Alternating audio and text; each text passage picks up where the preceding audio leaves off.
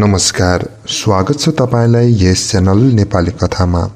आज भने मैले हान्स क्रिस्टियन एन्डरसनका दन्ती कथाहरूबाट राजा त नाङ्गै छन् भन्ने शीर्षकको कथा लिएर आएको छु, जसलाई नेपालीमा अनुवाद गर्नुभएको छ विनय कसोजु ज्यूले। आजको कथा राजा त नाङ्गै छन्।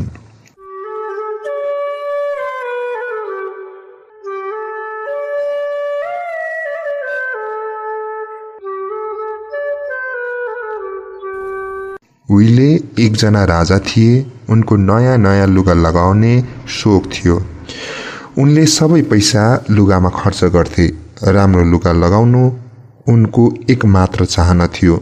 उनलाई आफ्ना सिपाहीहरूको चासो थिएन। न त उनलाई नाच हेर्दा रमाइलो लाग्थ्यो, न त सङ्गीतले उनलाई खुसी पार्थ्यो। कसरी राम्रो लुगा लगाएर बाहिर निस्कने भन्ने मात्रै उनको ध्यान थियो। उनी एक घण्टामा लुगा फेर्थे। अरू राजाहरूका बारेमा भन्नुपर्दा मानिसहरू राजा सभामा छन् भन्थे भने उनको बारेमा जसले पनि राजा लुगा फेर्ने कोठामा छन् भन्ने गर्थे। राजा बस्ने सहर निकै रमाइलो थियो। संसारका विभिन्न देशका मानिसहरू यहाँ आइरहन्थे। एक दिन दुईजना ठगहरू सहरमा आए। उनीहरूले हामी कपडा बुन्ने जुलाहा हौं भनेर ढाँटे। हामी कल्पनै गर्न नसक्ने मिहिन कपडा बुन्न सक्छौं भनेर उनीहरूले सुनाए। उनीहरूले भने त्यो कपडाको रंग र बुट्टा अद्वितीय सुन्दर हुनका साथै त्यसको एउटा विशेष गुण पनि छ। जो मानिस आफ्नो पदको लागि अयोग्य छ र जो साह्रै मूर्ख छ त्यसले त्यो कपडा देख्न सक्दैन। उनीहरूको कुरा सुनेर राजाले विचार गरे, ओहो, त्यो कपडा त साँच्चै नै अचम्मको होला। त्यो कपडाको लुगा लाएँ भने त मैले मेरा राज्यका को मानिस आफ्नो पदमा अयोग्य छ भनी थाहा पाउन सक्नेछु। अनि मूर्ख र विद्वान छुटाउनमा पनि सजिलो हुनेछ। सकेसम्म चाँडो यस्तो कपडा बुन्न नलगाई भएन। उनीहरूले सकेसम्म छिटो कपडा बुनुन् भनेर राजाले ती ठगहरूलाई थुप्रै पैसा बैना दिए। उनीहरूले कपडा बुन्ने दुईटा तान बनाए र बडो मेहनत गरेर काम गरिरहेको स्वाङ पारे। तर तानमा केही पनि थिएन। कपडा बुन्न उनीहरूले असल रेशमी र सुनको धागो मागेको कुरा सबै उनीहरूले पाए। उनीहरू रित्तो तानमा राति अबेलासम्म काम गर्थे। कपडा बुन्ने काम कस्तो भइरहेको छ थाहा पाउनु पर्यो, राजाले विचार गरे। तर आफ्नो पदमा अयोग्य मानिसले त्यो कपडा देख्न सक्दैन भन्ने सम्झेर उनलाई आफै हेर्न जान अप्ठ्यारो लाग्यो। हुन त आफू योग्य छु भन्ने कुरामा उनलाई कति पनि शङ्का थिएन। तैपनि उनले पहिले आफू जानुभन्दा अरूलाई पठाउन बेस ठाने। जुलाहाले अचम्मको गुण भएको कपडा बुन्दैछ भन्ने कुरा सहरमा हल्ला फैलिसकेको थियो। यसैले सबैजना आफ्नो छिमेकी कति मूर्ख वा दुष्ट छ भनेर जाँच्ने मौका पर्खिरहेका थिए। जुलाहा कहाँ कपडा हेर्न मेरो विश्वासिलो र पुरानो मन्त्रीलाई पठाउनु पर्यो, राजाले विचार गरे। उनी बुद्धिमान छन् र आफ्नो कामको बारेमा उनलाई जति ज्ञान अरूलाई छैन। यसैले कपडा कस्तो देखिन्छ भनेर राम्ररी ठमाउन उसले नै सक्छ। बुढो मन्त्री जुलाहाहरूले काम गरिरहेको कोठामा जाँदा उनीहरू खाली तानको अगाडि बसिरहेका थिए। हे भगवान, मलाई बचाऊ। तानमा केही कपडा नदेखेपछि उनले मनमनै भने, मैले त तानमा केही पनि देख्दिन त। तर उनले मुखले त्यसो भनेनन्। दुवैजना ठगले उनलाई तानको नजिक आएर हेर्न अनुरोध गरे। रित्तो तानतिर देखाउँदै उनीहरूले मन्त्रीसँग सोधे, हजुरलाई कपडाको रङ र बुट्टा कस्तो लाग्यो? बुढो मन्त्रीले तानमा के छ भनेर सकेसम्म हेर्न खोजे, तर केही पनि देखेनन्, किनकि त्यहाँ देखिने कुरा केही पनि थिएन। हे भगवान, के म यस्तो मूर्ख रहेछु? मलाई त कहिले पनि यस्तो लागेको थिएन। यो कुरा कसैले चाल पाउनु हुँदैन। म मेरो पदको लागि अयोग्य हुनै सक्दिनँ। मैले कपडा देखिन भनेर भन्नै हुँदैन। हजुरले त केही पनि मर्जी भएन, केही त मर्जी होस्। एकजना ठगले कपडा बुन्न व्यस्त भएको स्वाङ पार्दै भन्यो, हो, यो कपडा साह्रै राम्रो छ, अति सुन्दर छ। बुढो मन्त्रीले चस्माले तानमा हेर्दै जवाफ दिए, कस्तो राम्रो बुट्टा, कस्तो चहकिलो रङ्ग, मलाई कपडा निकै मन पर्यो। यो कुरा राजालाई पनि भन्छु। हजुरको कुरा सुनेर हामीलाई साह्रै खुसी लाग्यो, ती ठगहरूले भने। उनीहरूले कपडाको रङको बारेमा बताए, अनौठो बुट्टाको व्याख्या गरे।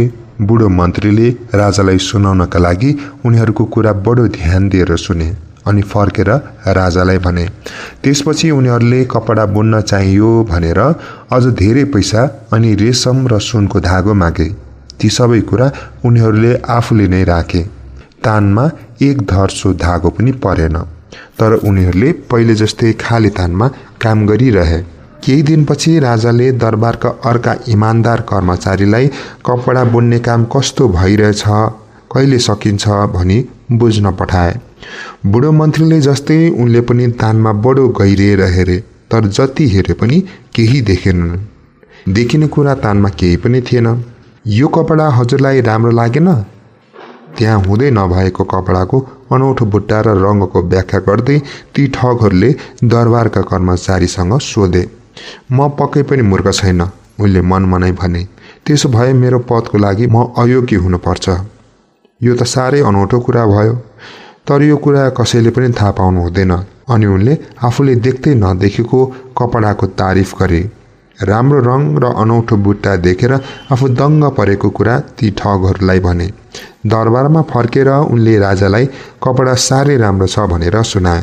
शहरका सबैजनाले दामी र अनौठो गुण भएको कपडाको बारेमा कुरा गर्न थाले। अन्त्यमा राजा आफैले कपडा तानमा छँदै हेर्न जाने विचार गरे। धेरैजना भारदारलाई अघि पछि लाएर राजा ती धूर्त ठगहरू कहाँ गए। पहिले कपडा हेरिसकेका 2 जना कर्मचारी पनि सँगै थिए। तानमा ती ठगहरू सकेसम्म मेहनत गरिरहेका थिए, तर त्यहाँ एक धर्सो धागो पनि थिएन। कस्तो राम्रो कपडा! पहिले नै हेरिसकेका मन्त्री र कर्मचारी दुवैजनाले राजालाई भने। सरकारलाई यसको रङ र बुट्टा पक्कै पनि मन पर्यो होला। उनीहरूले रित्तो तानतिर देखाए। आफूले नदेखे पनि अरूले त्यो कपडा देखिरहेका छन् भन्ने उनीहरू दुवैलाई लागेको थियो। यो के अनौठो भएको होला, राजाले सोचे। मैले त केही पनि देख्दिनँ। कस्तो डरलाग्दो कुरा! के म मूर्ख छु?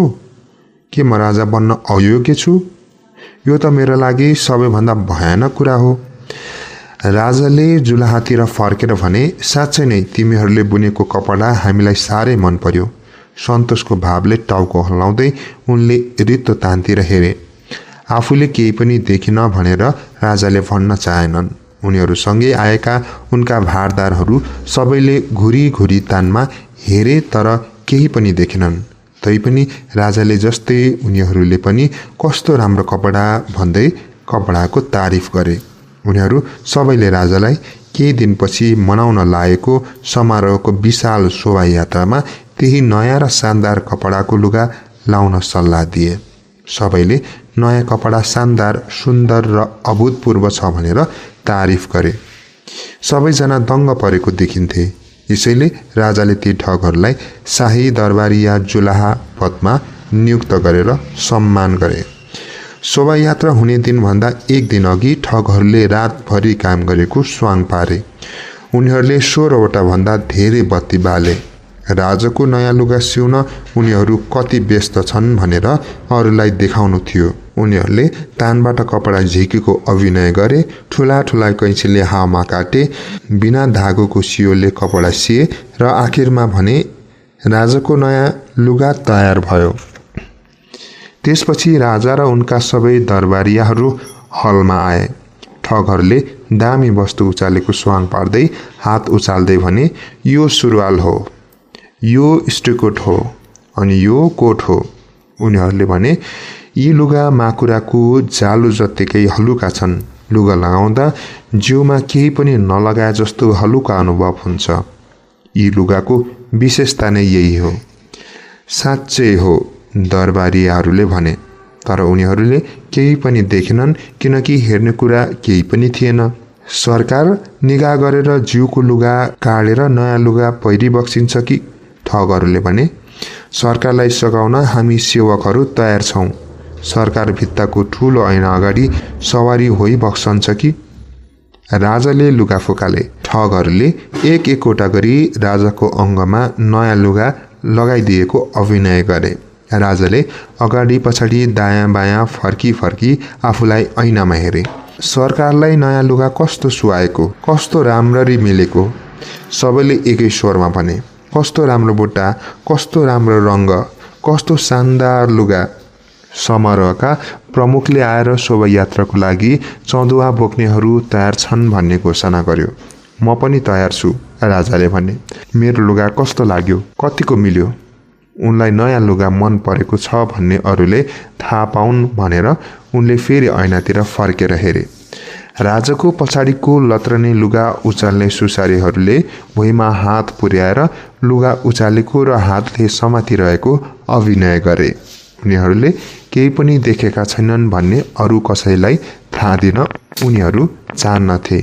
राम्ररी झल्ल भएको चौदुवा मुनि राजा शोभायात्रामा प्रस्थान गरे।